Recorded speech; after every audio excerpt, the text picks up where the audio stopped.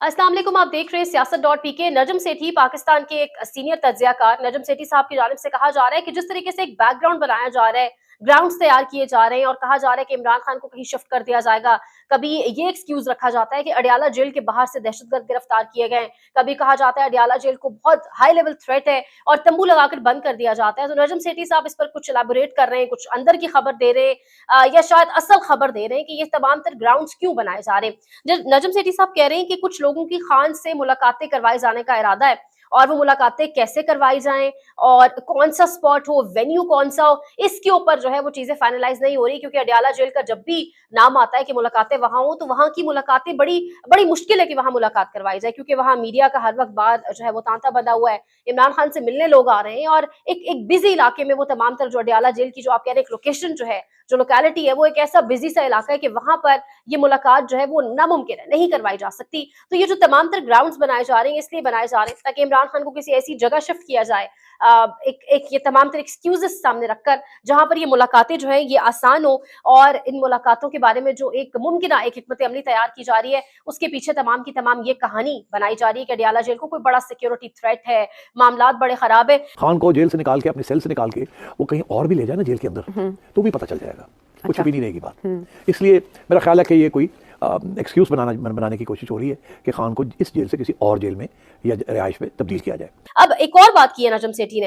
अच्छा, इस किस्म की बातें जब नजम सेठी जैसे लोग करते हैं, वो कहते हैं कि तारीफ तो वो होती है जो दुश्मन करे, तो तारीफ तो वो होती है जो आपका तनकीद करने वाला करे, आपका सबसे बड़ा क्रिटिक जो है वो तारीफ कर रहा है। नजम सेठी साहब कहते हैं कि कहा जा रहा है कि इमरान खान को बलोचिस्तान मध्य जेल ट्रांसफर कर दिया जाएगा, कोई कहता है कि इमरान खान को किसी बहुत दूर दराज इलाके में रखा जाएगा, बिल्कुल कैद तन्हाई में। तो इमरान खान को कहीं पे भी रख ले, कितने सख्त माहौल में, कितनी रफ एंड टफ सिचुएशन में रख ले, इमरान खान का कुछ नहीं बिगड़ेगा, इमरान खान टूटेगा नहीं, उसको कोई फर्क नहीं पड़ेगा, वो बड़ा तगड़ा आदमी है। ये नजम सेठी ने इमरान खान के लिए अल्फाज इस्तेमाल किए, वो बड़ा तगड़ा आदमी है। ये इनकी गलत फहमी है, अगर इनका ख्याल है कि खान को किसी जगह फेंक देंगे और खान जो है वो बड़ी तकलीफ होगा। खान तगड़ा आदमी नहीं होना, वो वाकई तगड़ा आदमी है जिसने जेल के अंदर रहकर, जिस पर कातिलाना हमले हुए, जिस पर क्या कुछ नहीं हुआ, उसने जेल के अंदर बैठकर अपनी आवाम को लीड किया, एक ऐसे तरीके से इलेक्शंस लीड किए उसने जिसमें उसने एक जलसा नहीं किया, एक तकरीर नहीं की। लेकिन पाकिस्तान में मेरे ख्याल से तारीख में अगर वाकई फॉर्म 45 के मुताबिक काउंटिंग की जाए तो उसको सबसे ज्यादा वोट्स मिले। अब यहाँ पर आप देखिएगा कि अटक जेल में जब खान साहब को रखा गया तो वहां से भी आना नहीं चाह रहे थे और वो अटक जेल में रहना चाह रहे थे। वो कह रहे थे कि मैं यहाँ के इन्वायरमेंट से एडजस्ट कर गया हूँ और अडियाला जेल फिर उन्हें शिफ्ट कर दिया गया। तो ये जहां भी खान साहब को रखेंगे वो वहीं की चीजों में इतना अडेप्टेबिलिटी उनके अंदर इतनी स्ट्रांग है और यही बात नजम सेठी कर रहे हैं कि खान बहुत तगड़ा आदमी है।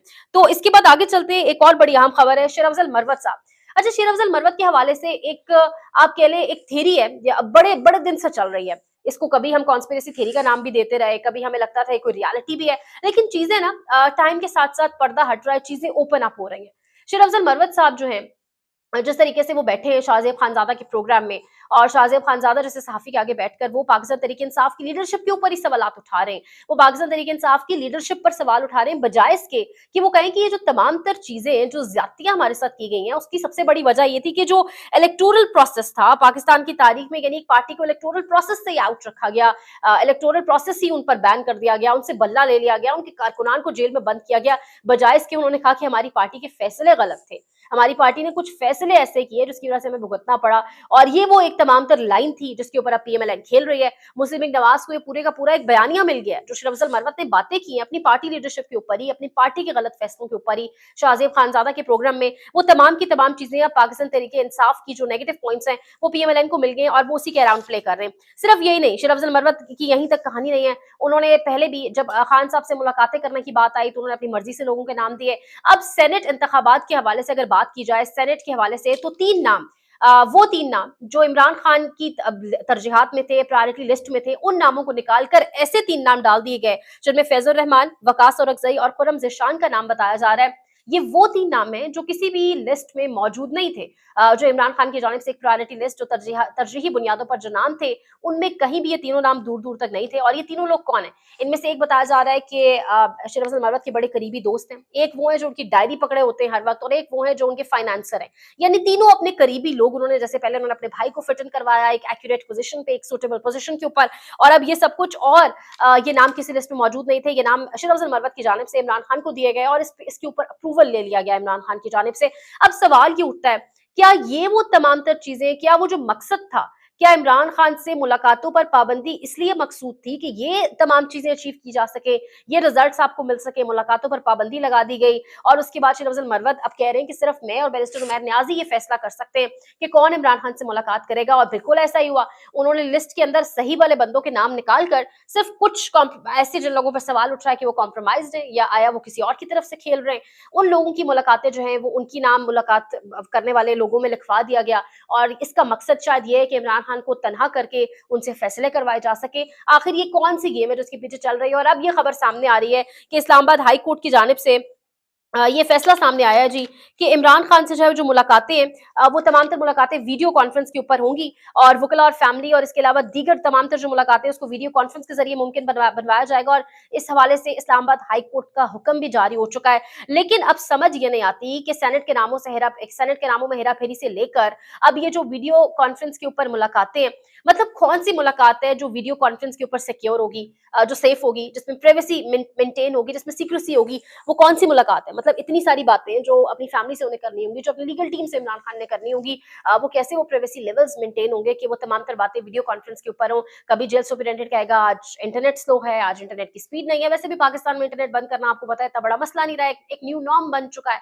और कभी जेल सुपरिटेंडेंट कहेगा आज इंटरनेट की प्रॉब्लम्स आ रही है, कभी कुछ और तमाम तर मुलाकातें रिकॉर्डेड होंगी। ये उससे भी खतरनाक चीज है। तो यानी जो इंपॉर्टेंट इंफॉर्मेशन एक्सचेंज है केसेस के हवाले से, दीगर पार्टी उमूर के हवाले से, सेनेट के नामों के हवाले से आप बात ले लें तो ये तमाम तर चीजें अब किस हद तक कॉम्प्रोमाइज रिकॉर्डेड हो गई हैं आपके सामने ही है।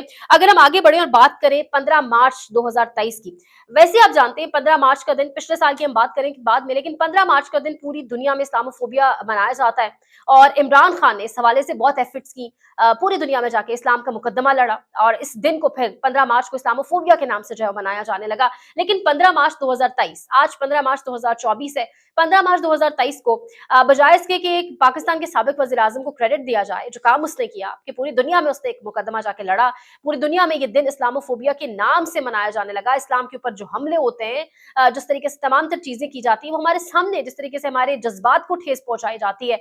लेकिन इमरान खान के इस इकदाम को सराहने के बजाय 15 मार्च 2023 को इमरान खान के घर जमान पार्क पर पूरी की पूरी रियासत की अलगार, रियासत जिस तरीके से टूट पड़ी उनके घर के ऊपर, वो सब कुछ हमारे सामने है। और किस तरीके से 24 से 36 48 घंटे कारकुनान जो है वो उनके दफा में बाहर मौजूद रहे और क्या हालात थे जमान पार्क के बाहर, एक जंग की सी हालत थी, वो सब कुछ हमारे सामने। और सिर्फ यही नहीं, अगर हम 5 अगस्त की बात करें तो हम सब जानते हैं कि 5 अगस्त का दिन जो है वो कश्मीर के हवाले से एक यौम सयाह के तौर पर मनाया जाता है। कश्मीर की हक खुदरादियत को खत्म किया गया, भारत की जानिब से जो जिस तरह से इकदाम किया गया, लेकिन उसी 5 अगस्त 2023 को बजाय इसके कि उस ब्लैक डे को मनाया जाए, बजाय इसके कि फोकस उधर रखा जाए, तमाम तर फोकस रियासत का इमरान खान की गिरफ्तारी था और उन्हें जमान पाक से गिरफ्तार किया गया, जिसके बाद अभी तक वो रिलीज नहीं हो सके, अटक जेल और फिर अडियाला उन्हें रखा हुआ है फिलहाल तक। तो ये तमाम तर चीजें, अगर आप इन चीजों की कड़ियां मैच करें या अगर आप डॉट कनेक्टिंग करने की कोशिश करें तो मामला सिर्फ यहीं तक खत्म नहीं होता, कड़ियां मिलाना शुरू करें। अगर आज तो बैरिस्टर गौहर साहब ने जब आज पार्लियामेंट के अंदर तकरीर के दौरान लाइव कवरेज चल रही थी, उन्होंने कुलभूषण यादव का नाम लिया और जैसे ही कुलभूषण यादव का नाम लिया और उन्होंने सवाल किया हुकूमती बेंचेस से कि क्या आपके लीडर ने कुलभूषण यादव के खिलाफ बात की, तो उस पर पीटीवी ने लाइव कवरेज बंद कर दी। पीटीवी जो आपके मेरे हम सब के पैसों से चलता है, उस पीटीवी ने लाइव कवरेज बंद कर दी। ये एक मर्तबा बता दे कभी कुलभूषण यादव का नाम लिया आपके लीडर ने?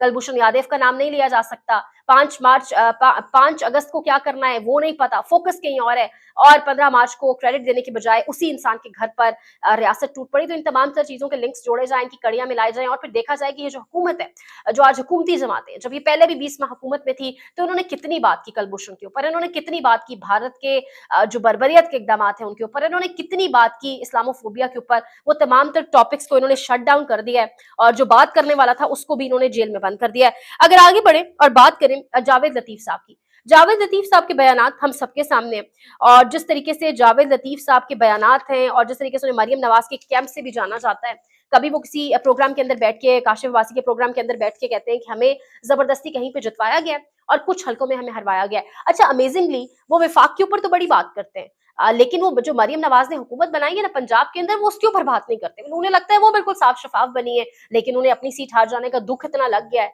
अब वो रोग इतना है कि उन्हें समझ नहीं आ रही कि कहना क्या है। या शायद महज इत्तेफाक है या प्रॉपर वेल प्लान्ड एक स्ट्रेटजी है। शायद नवाज शरीफ साहब की जानिब से जावेद लतीफ साहब को मैदान में उतारा ही इसलिए गया है कि वो फौज के खिलाफ, इदारों के खिलाफ, एस्टैब्लिशमेंट के सियासी किरदार के खिलाफ मुसलसल बात करते रहें, क्योंकि फौज तो ये महंगाई खत्म नहीं कर सकती और नून लीग खुद भी जानती है कि हम भी महंगाई नहीं खत्म कर सकते, हमारे पास कोई जामे पॉलिसी नहीं है, कोई इकोनॉमिक प्लान नहीं है। तो कल को और जब हम चले जाएंगे या जब हम जाने वाले होंगे तो हम ये सारे का सारा मलबा एस्टैब्लिशमेंट पर डाल देंगे और हम ये पोर्ट्रे करेंगे हुकूमत हम लेना नहीं चाह रहे थे, हुकूमत हमें जोर जबरदस्ती के साथ दी गई। बात की जाए अगर मुस्लिम लीग नून की, तो एक होती है एफिशिएंसी, एक होता है बहुत ओवर कॉन्फिडेंट होना। ये कोई आगे कुछ उससे भी नेक्स्ट लेवल गेम है यहाँ पर कि मुस्लिम लीग नवाज खासतौर पे पंजाब के अंदर जिस तरीके से Maryam Nawaz Sharif, again self projection भी वर्ड एक थोड़ा डिसेंट वर्ड है, जिस तरीके से वहां पर चीजें चलाई जा रही हैं, राशन दिया जाता है तो लोगों को फोर्स किया जाता है कि तस्वीर बनवाएं वरना राशन नहीं मिलेगा। वो अलग बात है आटे के अंदर आप चौकर मिलाई होती है आपने और इस किस्म का अनहेल्दी जो आप आटा है लोगों को दे रहे हैं और फिर एहसान भी जता रहे और आटे के थैलों के ऊपर नवाज शरीफ की तस्वीर। आप मीडिया आप देखें कि किस बड़े लेवल के ऊपर एडवर्टाइजमेंट के नाम पर, इश्तेहारात के नाम पर आपने खजाने का मुंह फिर से खोल दिया है, आप मीडिया का पेट फिर से भरने लगे। और सिर्फ इसलिए महज इसलिए कि मरियम नवाज की जो टिकटॉक की वीडियोज हैं, मरियम नवाज जैसे हर जगह जाती हैं, बाद में कहती हैं सरप्राइज विजिट था, तो वो जो हर जगह उनकी एक मतलब काम कम करना है, तशहीर ज्यादा करनी है। हर जगह हमारी एडवर्टाइजमेंट होती रहे, हर जगह हम दिखे, बेशक पीछे परफॉर्मेंस क्या है, बेशक कारकर्दगी क्या है, वो मैटर नहीं करती। असल में ये खुद भी जानते हैं कि ये फॉर्म 47 की पैदावार है, ये फॉर्म 45 की पैदावार नहीं है। और ये असल में दिल, वो कहते हैं ना चोर की दाढ़ी में तिनका, दिल में इनकी वो ये खोट है कि लोग तो हमें नहीं लाना चाहते थे, लोग तो हमें देखना नहीं चाहते थे इस पोजीशन के ऊपर। तो वो अपने आप को खुश करने के लिए, वो कहते हैं ना दिल को बहलाने के लिए ख्याल अच्छा है, वो अपने आप को खुश करने के लिए एडवर्टाइजमेंट्स की भरमार, तस्वीर की भरमार, हर जगह तस्वीरें। इवन सब्जी मंडी और फ्रूट मंडी के अंदर जो सस्ते बाजार रमजान के हवाले से लगे उसके ऊपर इनकी तस्वीरें और ऊपर लिखा हुआ है सस्ता फ्रूट सस्ती सब्जी। और मरियम नवाज शरीफ की तस्वीरें, मतलब एक हफ्ते के अंदर फ्रूट और सब्जी सस्ती हो गई है, दूसरी जानिब आटा, और वो भी चौकर मिला हुआ आटा। तो ये हालात हो चुके हैं। अब यहाँ पर अगर आखिर में बात की जाए, शानदारा गुलजार साहिबा ने ट्वीट भी किया हुआ है, ये साथ आप देख सकते हैं स्क्रीन के ऊपर। डोनाल्ड लू से भारतीय सहाफी ने सवाल किया और भारतीय सहाफी की आप उनकी नीयत देखें सवाल करने की और उनका एक लहजा देखें सवाल करने का कि किस तरह से वो सवाल कर रहे हैं। यानी इंटरनेशनल फोरम्स के ऊपर भी इनकी जो नीयत का खोट है ना, भारतीय लोगों का, सहाफियों का भी, वो सामने आ गया। सवाल कर रहे हैं डोनाल्ड लू से कि पाकिस्तान तहरीक इंसाफ की जानिब से, पीटीआई की जानिब से आपके ऊपर, यानी इमरान खान की जमात की जानिब से आपके ऊपर इल्जामात हैं कि आप जो है, और आपको थ्रेटन भी किया गया है। तो अब यानी आप डोनाल्ड लू को क्या बताना चाह रहे हैं? यानी अगर आप इस किस्म के सवालात करेंगे एक बड़े प्लेटफॉर्म के ऊपर बैठकर और दुनिया उसको कवर करेगी, तो क्या वो रियलिटी तब्दील हो जाएगी? असल में तो डोनाल्ड लू ने पाकिस्तान के जो उस टाइम के इक़्तिदार पे बैठे लोग थे उनको थ्रेटन किया था। ये हम सब जानते हैं किस तरीके से थ्रेटन किया गया, किस तरीके से धमकी के जरिए पूरा का पूरा रिजीम चेंज ऑपरेशन किया गया। और वो रिजीम चेंज ऑपरेशन आज हमें उसने कहाँ लाके खड़ा किया है, आज हमारी इकॉनमी कहाँ पर है, आज हमारे कितने सहाफी, कितने लोग, आम शहरी कहाँ पर है, और पाकिस्तान जो है, पाकिस्तान की जो खुदरादियत थी, जो सोवरेनिटी थी, वो किस कदर हिट हुई है, वो तमाम तर चीजें हमारे सामने ही हैं। So as you know that former Prime Minister Imran Khan and his supporters alleged that Assistant Secretary Donald Lu threatened to destabilize his government during the March 2022 meeting with the Pakistani ambassador. And according to media reports, after his allegations, Imran Khan's allegations, few members of his party sent some threatening messages to Mr. Donald Lu. So those members might be, maybe, because it's an open hearing, they might be there. So do you have any concerns on security of Mr. Donald Lu in that hearing? So first of all, with respect to the underlying allegations against Assistant Secretary Lu, they're false. They've always been false. You've heard me say that more than once, more than twice, more than 10 times probably. Of course, we take any threats towards U.S. officials seriously and condemn any effort to threaten the safety and security of our diplomats. One last question.